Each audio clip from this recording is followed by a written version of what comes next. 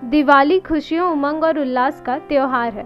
हिंदू धर्म में इसे सुख, समृद्धि, धन, वैभव प्रदान करने वाला पर्व माना गया है।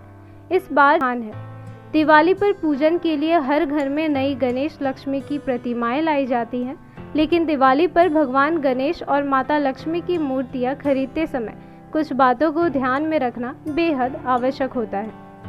यदि इन बातों को ध्यान में रखकर प्रतिमाएं खरीदी जाएं, तो मां लक्ष्मी और भगवान गणेश की कृपा से आपके घर में शुभता व समृद्धि बनी रहती है।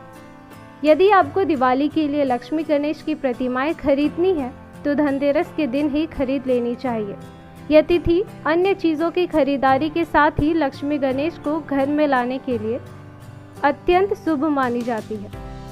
बाजार में अक्सर एक साथ जुड़ी हुई लक्ष्मी गणेश की प्रतिमाएं बिकती हैं, लेकिन दिवाली पर इस बात का ध्यान रखें कि संयुक्त लक्ष्मी गणेश ना खरीदें, बल्कि मां लक्ष्मी और भगवान गणेश की अलग अलग प्रतिमाएं खरीदनी चाहिए। दिवाली पर लक्ष्मी गणेश की मूर्तियां खरीदते समय ध्यान से देख लेना चाहिए कि वे कहीं से भी खंडित ना हो। खंडित मूर्ति घर में होना शुभ नहीं माना जाता है। मान्यता है कि खंडित प्रतिमा का पूजन करने से पूर्ण फल की प्राप्ति नहीं होती है। हो सके तो गणेश जी की ऐसी प्रतिमा खरीदें जिसमें उनके हाथों में मोदक या फिर लड्डू हो, क्योंकि ये दोनों ही चीज़ें भगवान गणेश को अति प्रिय है। ऐसी प्रतिमा गणेश जी की प्रसन्नचित मुद्रा मानी जाती है, जिससे आपके घर में शुभता बनी रहती है। आजकल बाजार में प्लास्टिक, प्लास्टर ऑफ पेरिस आदि चीज़ों की बनी हुई प्रतिमाएं भी आने लगी हैं, लेकिन दिवाली पर पूजन के लिए लक्ष्मी गणेश की मिट्टी की बनी मूर्ति ही लेकर आना चाहिए।